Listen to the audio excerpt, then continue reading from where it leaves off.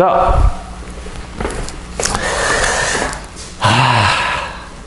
여진 이야기. 여진. 참 이거 어려워요. 내가 동아시아사를 설명할 때 이 파트가 제일 어려운 것 같아. 이 파트가 애들이 굉장히 이해하기 힘들어하는 파트인 것 같아요. 이 참 어렵죠. 이 동아시아사. 이쯤 되면 이제 이거는 우리 거란하고 여진은 그냥 쓱 지나가는 파트였잖아. 한국사에서도. 맞죠? 그러니까 중국사에서 이 다룰 때는 굉장히 중요합니다. 알겠어요? 되게 중요해서 좀 어렵더라도 이해해 봅시다. 야유라복이 나오고 이러는데 거란에서 가장 중요한 거는 이거예요. 남명관제, 북명관제. 알겠습니까? 이게 뭐 어떤 의미를 가지고 있느냐. 과거에 선비족들이 북위를 만들었을 때는 한화 정책을 펴가지고 중국 문화를 갖다 적극적으로 수용하는 입장이었다면 얘들은 그게 아니라 유목민족의 어떤 전통을 유지하면서 한족을 다스려 나갔다. 그런 의미로 요거를 갖다가 이해하면 되겠습니다. 알겠습니까? 자, 됐고요. 이제 여진 이야기를 좀 해야 되는데, 자, 지도를 갖다가 그냥 재활용하겠습니다. 다시 복잡하니까 다시 지울게요. 그래도 자, 이렇게 이제 거란은 이렇게 설명하면 되겠고요. 지우긴 지워야겠다. 이렇게. 이제 다시 또 연운 16주로 돌아가야 되는데,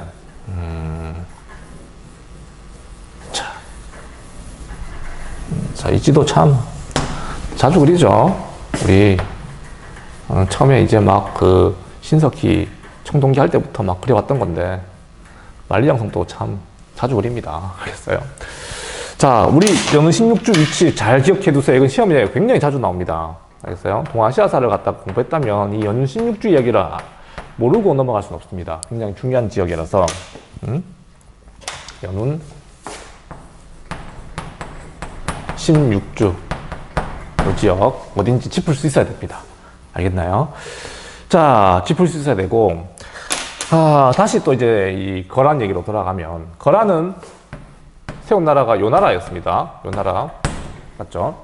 이 요나라가 요렇게 요나라가 요 이제 중국의 일부, 그 다음에 이게 저기죠. 그 다음에 발해까지 지배하면서 영토를 확장해 나갔는데, 얘들이 뭐 이 거란족이 한 1세기 정도만 좀 지배하다가 얘들도 쇠퇴하기 시작해요. 유목민족들은 이제 되게 도떼기 같은 민족이라 가지고 갑자기 강력했다, 갑자기 또 약해지고 막 이런 식입니다. 알겠어? 여러 가지 이유가 있어. 왜 유목 국가들은 오래 가지 못할까? 좀 같은 나라도 있지만, 일단은 우리는 그까지 설명 너무 많고, 어쨌든 왕을 세습하는 어떤 그 제도라든가 이게 좀 우린 농경민족은 좀 확정돼 있는데 정해져 있죠. 세자책봉 제도라든가 이런 게 있어가지고. 근데 이게 없어. 그러니까 왕이 죽을 때마다 싸웁니다. 내부적으로. 그게 이제 국력을 잃어가는 되게 어떤 거긴 한데, 되게 중요한 걸 빠뜨렸네. 거란 얘기하면서. 자, 요거만 더 적을게요. 선생님 보니까 빠뜨렸네요. 자, 요거 적어줄게, 그냥. 남명관제, 북명관제 이런 걸 두어서 다스렸던 이유는, 자, 목적은 뭘까? 이게 목적. 미안하지만 요거 목적 좀 갑시다. 알겠어요? 첫 번째. 이거를 얘기할 때 다 이어지는 문제라서, 자기들의 전통을 지키기 위해서죠. 전통 유지. 자, 이건 방금 설명했지만, 전통의 유지. 알겠습니까? 이 부족자를 갖다가 지키기 위해서였었어요. 알겠습니까? 어떤 전통을 선비족처럼 아예 자기 문화 버려버리면 자기 전통 무너지면서 민족 자체가 사라지거든요. 선비족 사라지고 없습니다. 알겠습니까? 전통을 유지하기 위해서였고, 그래서 여러 가지 중국 문화에 흡수되지 않기 위해서 여러 가지 어떤 정책들을 펴요. 거란 문자를 만들고요. 자기들 우리만 문자 만든 게 아니고 이런 유목민족들이 글자도 많이 만들었습니다. 그러니까 세종대왕 시절에 한글 창제한다고 그랬을 때, 글을 만든다고 했을 때 최만리라든가 이런 그 한글을 반대했던 학자들이 들었던 그 논리가 뭐냐면, 그건 오랑캐들이 하는 짓이라 그랬거든요. 맞아. 이 거란 민족이라든가 이런 민족이 중국에 흡수되지 않기 위해서, 문화에 흡수되지 않기 위해서 문자 창제하고 그랬었거든요. 우리가 보기엔 우리도 그런 오랑캐와 같습니까? 이렇게 막 반대했었잖아. 어쨌든 거란 문자를 창제했던 이유도 자기 문화를 지키기 위해서였었어요. 대장경도 간행하고 뭐 이런 식으로 어쨌든 불교를 갖다가 자기 나름대로 정의했던 거지. 알겠습니까? 얘들도 불교였어요. 알겠습니까? 자, 이런 식으로 전통을 유지하기 위해서 였다. 알겠습니까? 이중지배 체제의 목적. 그 다음에 또 하나 이유는 이거는 똑같은 얘기, 이 부족제와 관련된 건데 군사력 유지를 위해서 했던 거였다. 뭔 말인지 이해가 안 될 겁니다. 아니 이게 왜 이중지배 체제가 왜 군사력과 뭔 관계가 있는가? 설명해 줄게. 이 부족제를 갖다가 이해하게 되면 왜 이중지배 체제가 중요했는가? 요건 여진을 이야기할 때 설명해주면 이해할 수 있습니다. 알겠습니까? 맹한 모국제도 설명할 거니까 그때 설명해 줄게요. 어쨌든 이 두 가지 목적이면 전통을 유지하기 위해서, 군사력을 유지하기 위해서 요 목적을 가지고 이런 체제를 갖다가 구축하였다 라고 정리하고요. 그 다음에 이 요나라 이야기 다시 돌아가가지고 요나라가 점점 쇠퇴해 갑니다. 알겠습니까? 남쪽에는 송나라가 있었죠. 숑숑숑. 남쪽에는 이렇게 송나라가 있었어요. 송나라의 당시 수도가 어디였을까? 카이펑이라 부릅니다. 그랬어요? 카이펑이라 부르는 지역이 송나라의 수도였습니다. 개봉이라 불렀죠. 자, 여기가 수도였는데 중요한 건 송나라의 가장 소원이 뭐냐면 이 지역을 회복하는 거예요. 이 고려시대 때 우리 원나라가 쳐들어와가지고 영토를 많이 빼앗아 갔지. 기억납니까? 동영부, 그 다음에 탄납 총관부, 그 다음에 쌍성 총관부, 기억나나요? 이런 것들. 그러니까 이런 상성 총관부라든가 이런 것들은 결국 회복하지 못해가지고 원나라의 지배하에 있었잖아요. 맞죠? 그러니까 동영부랑 탄납 총관부는 돌려주지. 원나라가 다시 돌려줬지만 쌍성 총관부는 결국 회복하지 못해가지고 나중에 공민왕 때 와서야 거기가 이제 우리 영토로 다시 회복됐죠. 그 과정에서 이성계 등장하고 막 그랬잖아요. 이자춘 나오고 막 그랬잖아요. 마찬가지로 거란이 쇠퇴하기 시작해요. 요나라가 쇠퇴하면서 송나라는 다시 한 번 더 이 지역을 갖다가 회복할 꿈을 꾸게 됩니다. 무슨 말인지 이해되죠? 자, 이 요나라의 쇠퇴와 함께 요나라의 지배를 받던 애였어, 원래는. 알겠습니까? 요쪽에 살고 있는 여진족이 있었어요. 여진족. 다시 이제 우리 역사에 등장하는 여진은 이렇게 처음 등장합니다. 그 이전에 여진족은 어떻게 불렸냐면 말갈로 말갈은 들어봤다. 말갈. 그 이전에는 숙신이라고 불리기도 했었고요. 이 말갈은 언제 등장합니까? 말갈. 이거 발해 공국할 때 나왔잖아요. 맞죠? 발해 공국하는 과정에서 맞죠? 고려 유민과 말갈족이 함께 싸워가지고 발해 공국했잖아. 맞죠? 발해 주민들은 대다수 말갈족이었다는 이야기까지 기억나야 되는데 안 나겠죠 뭐. 자, 하여튼 걔네들이 말갈족의 후예가 여진이라고 불립니다. 알겠습니까? 이 여진족이 이 거란의 지배를 받고 있다가 거란의 이렇게 지배를 받고 있다가 거란이 쇠퇴하니까 이 여진족의 힘이 점점점 세진 거죠. 자, 송나라는 아주 바보 같은 짓을 합니다. 바보 같은 짓인지 모르겠지만 합리적인 방법일 수도 있었어요. 송나라는 이 연운 16주를 회복하는 문제가 굉장히 국가적 수건 사업이었습니다. 알겠습니까? 여진족은 물론 거란의 지배를 받고 있었기 때문에 거란으로부터 독립하는 게 수건 사업이었겠죠. 둘 다 공동의 적은 뭐야? 바로 거란이지. 맞죠? 둘이가 힘을 합칠까 합치지 않을까? 합쳤어. 알겠어? 이렇게 합치게 돼요. 알겠습니까? 합치게 되면서 거란을 몰아내는 어떤 작전을 펴게 됐는데 일단 이 여진의 성장 과정을 보면 건국자가 누구냐면 이거는 참 드립이 생각 안 난다. 그냥 쉽게 그냥 아골타라고 합니다. 알겠습니까? 아골타라고 하는 사람이었고, 알겠습니까? 이 아골타라는 사람이 이 여진족, 이 금을 건국하게 됩니다. 금을 건국하게 되고, 이 수도는 얘도 상경이야, 상경. 아, 근데 같은 상경이 아니고, 여기 거란은 임항부라 부르고요. 임항부라 부르고, 용천부라 불러요. 아, 회령부. 여기가 또 회령부인데, 아, 참, 이거 지금의 하얼빈 근처라 생각됩니다. 알겠어요? 하얼빈 근처. 상경. 상경 수 이름이 같아가지고는 헷갈릴 수 있어서 그냥 안 적으려고 그러다가. 어쨌든 중요한 건 있잖아, 얘들아. 여진족의 수도도 중국 내부가 아니고, 원래는 어디였다? 저 하얼빈 근처에 있는 상경에서 성장했던 겁니다. 그리고 이제 거란을 점점 밀어내기 시작한 거죠. 자, 이렇게 성장해 나가는데, 자, 다시 정리해 볼게요. 이 발전 과정에 있어가지고 중요한 거는, 누가 동맹을 맺었다? 송과 여진이 동맹을 맺었다는 거 알겠습니까? 그 이유는 송여진 동맹의 목적. 송나라는 뭘 회복하려고? 연운 16주를 갖다가 회복하기 위해서 여진 동맹을 갖다가 적극적으로 추진했던 거였고, 이 여진의 목적은 뭐였나? 여진의 목적은 당연히 뭐 거란을 극복하기 위해서 이렇게 해서 맺은 건데, 자, 둘 다 이제 뭐 목적은 다 확인이 됐습니다. 그래서 이 작전을 제대로 수행하기만 하면 되는 거예요.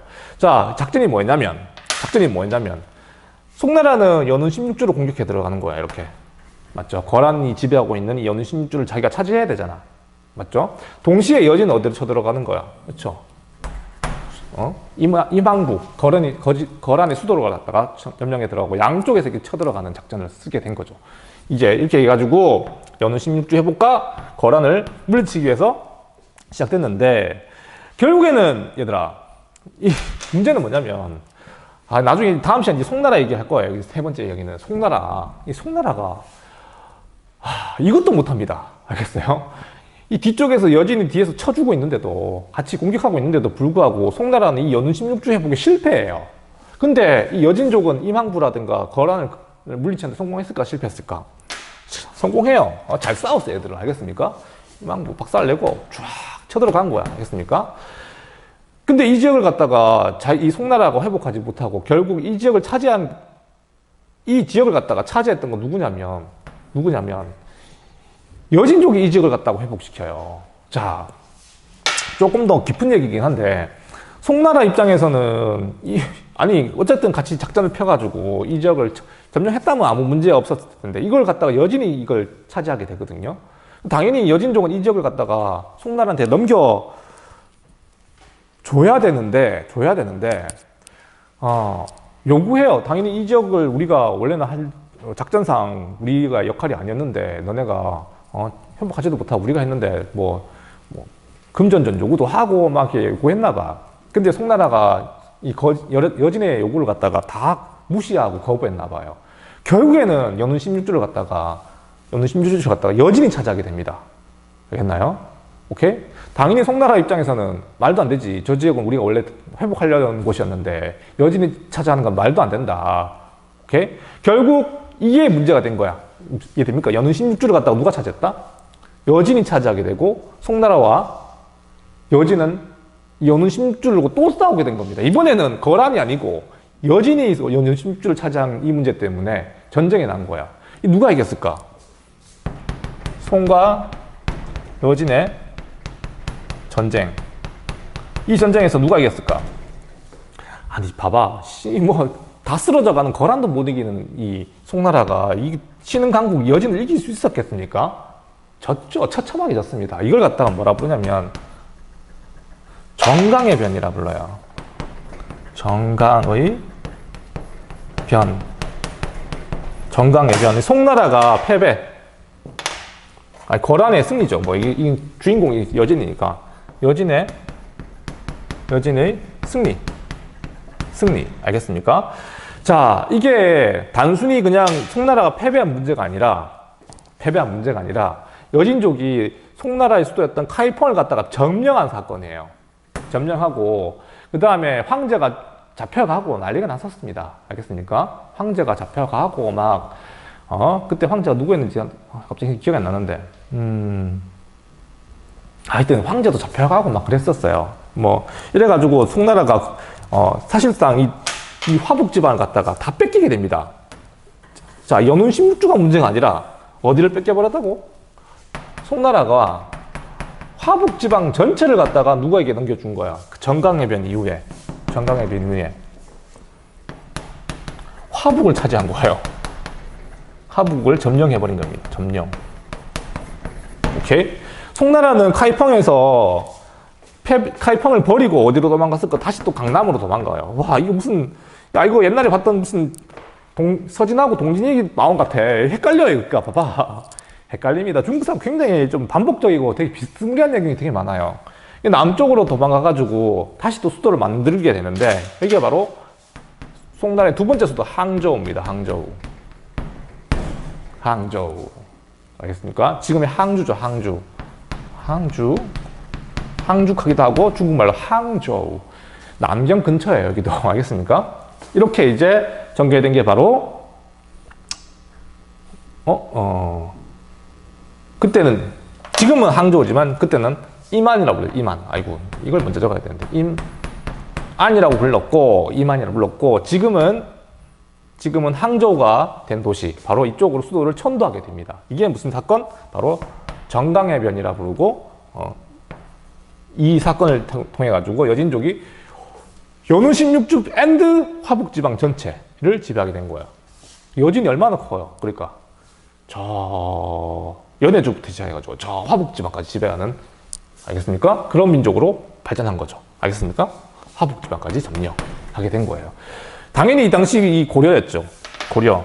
알다시피 고려가 이 당시에 지배층이 누구였습니까? 지배층. 고려시대 지배층. 바로 우리 문벌귀족이라고 하는 애들이 난리치고 있을 때야. 알겠어요? 문벌귀족. 너 기억나나? 문벌귀족 이런 거? 호족이 나중에 과거 시험이라든가 고려의 어떤 통치체제가 정비되고 난 뒤에 성종 때 정비가 됐잖아요. 정비하고 난 뒤에 이제 대대손손 관직을 갖다가 물려주시고요 하면서 성장했던 대표적인 문벌 가문이 이자겸의 가문이 있었잖아. 맞죠? 뭐 이렇게 있었는데, 얘네들은 이 여진과의 전쟁을 갖다가 회피하죠. 나중에. 맞죠? 거기에 반대했던 세력들, 묘청이라든가 이런 사람들은 반대했었고, 묘청의 난이 그거였잖아. 여진과 전쟁하고 여진과 싸워서 사대하지 말자. 여진은 우리 고려한테 사대해라. 우리는 그중에 묘청은 사대 못한다. 뭐 성경 천도운동하고 막 결국 묘청의 난이 실패하고 결국 문벌귀족들이 중심으로 여진에 대해 사대하는 걸로 결론 냈죠. 알겠습니까? 전쟁을 피했지만 되게 굴욕적인 어떤 모습들을 보여주면서 나중에는 문벌귀족들 몰아냈던 무신정변이 일어나면서 고려가 또 한번 변하게 되고 뭐 이런 전개가 이때 얘기예요. 알겠습니까? 하여튼 문벌귀족들은 여진과의 전쟁을 피하면서 내라도 피하겠다. 알겠습니다. 내가 권력을 쥐고 있는 상황에서 전쟁 괜히 했다가 망하면 나 끝나는 거 아니야. 그러니까 여진과의 전쟁을 피하게 되고, 그 시절이 바로 이때 얘기입니다. 알겠습니까? 조금 이제 매치가 되나요? 우리 역사와 이어지는 부분은 이때 얘기입니다. 화북지방 전체를 차지했는데 어떻게 싸웁니까? 고려는 그냥 사대하고 끝내버렸죠. 자, 이렇게 전개됩니다. 자, 오늘 이 여진에 관한 얘기가 이제 잘릴 텐데, 이거 여진을 얘기할 때 가장 중요한 게 바로 통치체제인데 몇 분 남았나? 아직 많이 남았네. 이거를 갖다가 여기다 적으니까 되게 좁네요. 어떡하지? 지울까? 지우면 좀, 그냥 다. 자, 이거를 잘리진 않겠죠? 자, 통치체제 똑같아. 자, 우리 거란도 자기의 통치체제를 갖다 그대로 두고 다스렸잖아. 그러니까 이중적 지배체제라고 그랬잖아.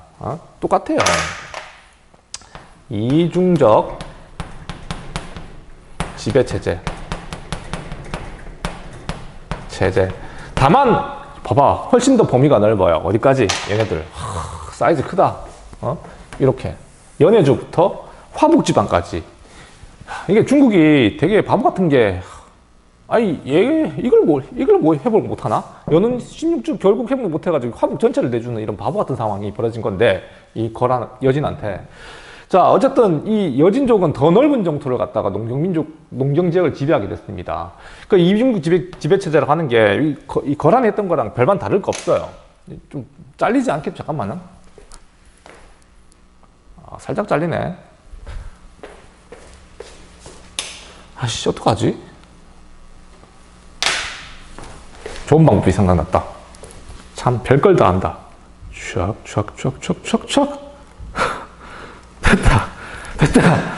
됐다. 자, 이중적 지배체제인데 똑같아. 아, 이런 방법이 있었구나.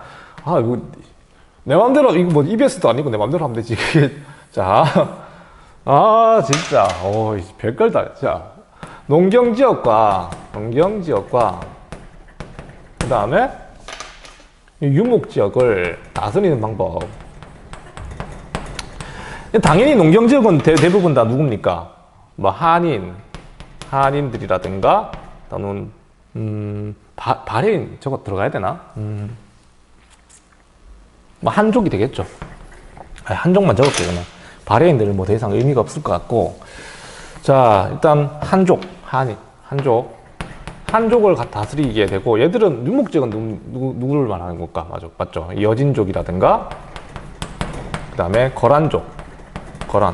이제 지배당하는, 그러니까 이 거란이 여진족이 거란족을 지배하게 됐잖아. 맞죠? 그러니까 이 거란인들도 유목하는 사람들이니까 해당되겠지. 거란인, 여진인, 유목지역이 같이 있었던 이 지역을 갖다가 다스리는 방법. 자, 이게 이제 이중적 지배체제를 부르는데, 한족을 다스리는 거는 똑같아요. 중앙정치제도는 삼성 육부제도.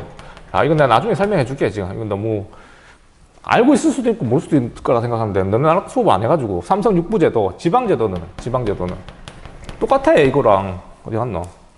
남명관제랑 똑같습니다. 주현제와 주현을 두어 다스리는 이런 제도, 군현제도. 군이라 봐도 상관없습니다. 좀 다르긴 하지만 군현 또는 주현을 두어서 다스리는 이런 방식. 이건 옛날부터 중국인들이 해왔던 방식이잖아. 맞죠? 응? 이렇게 다스리는 거였고. 자, 이제 조금 우리가 구체적으로 유목의 어떤 부족제를 조금 설명해 줘야 되는데, 이 부족제가 뭐냐면 이 맹한 모극이라 불러요. 맹한 모극제라고 하는 건데, 보이나? 아, 잘 보이네.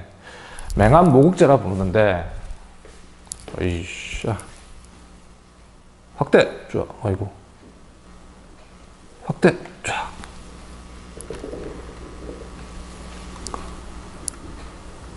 좀 맞죠? 됐다. 아, 진짜 혼자 촬영하니까 막 별걸 다 합니다. 맹한 모극제가 뭐냐면, 얘들아, 이제 부족제를 갖다가 어떻게 이해해야 되냐면, 유목민족은 우리가 계속 얘기했다시피 얘네들은 정착해서 살지 않습니다. 그러니까 유목민이죠. 그러니까 얘들은 마을이 어디 한 군데 딱 모여 사는 게 아니고 그냥 계속 떠돌아다녀. 근데 이제 그 기준이 있어. 사실은 마을 기준이 보통 300호를 기준으로 합니다. 300호. 알겠습니까? 300호가 기준이고, 이 300호가 이게 마을 단위이기도 하지만 이 사람들은 군사력이 뭐였냐면 이 300호에서 100명을 차출해요. 100명. 알겠습니까? 100명. 그러니까 마을 300호. 그러니까 내 그 유목민족 살고 있는 거 알죠? 이런 천막 같은 거. 이게 1호야. 1호. 알겠습니까? 1호. 이 뭐라 부르나 이거? 게르라 부르나?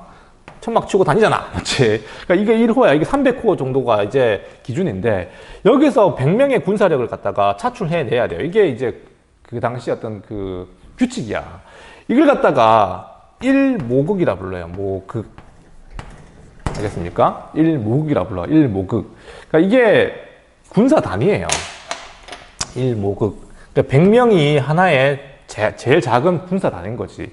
1모극을 갖다가 뭐라고 하냐면 이 10개를 묶어. 10모극. 알겠습니까? 10모극을 갖다가 다시 1맹한이라 불렀거든요. 아, 무슨 말인지 모르겠다.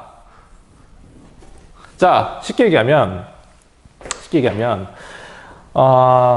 우리가 1학년 한 클래스가 보통, 2학년 한 클래스 다 다르지만, 보통 한 25명이라 칩시다. 알겠어요?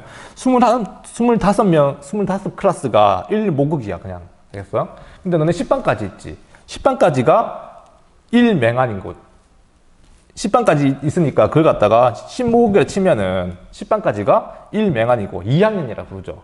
한 학년에 다니지.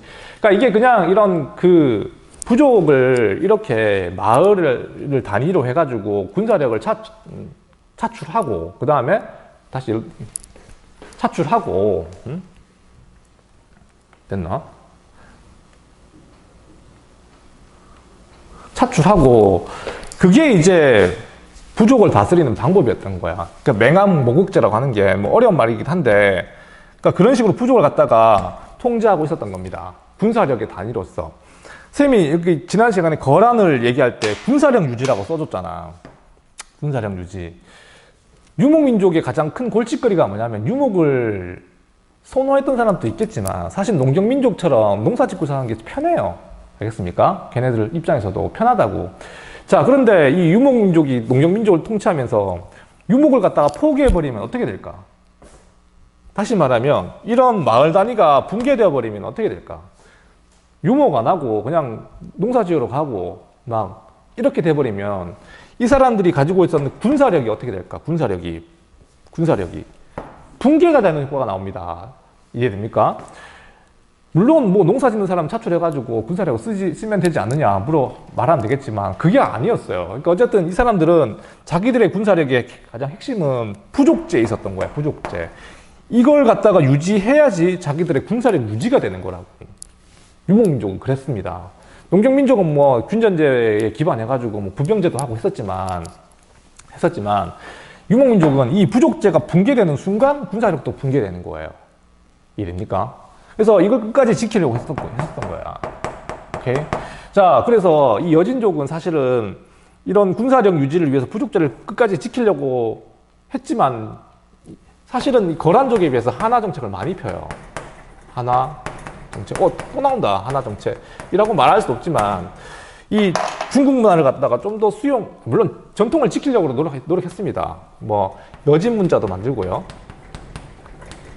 여진 문자도 만들기도 했었지만 하나를 갖다가 막을 수가 없었어. 사실은 이 수도를 갖다가 수도가 결정적 계기가 뭐냐면 수도가 원래 여기 회령부였잖아요. 수도를 갖다가 옮기게 돼. 얘들이 어디로 옮기게 되냐면 이거 좀 복잡하지만 오이씨 다치세요. 일로 갈게.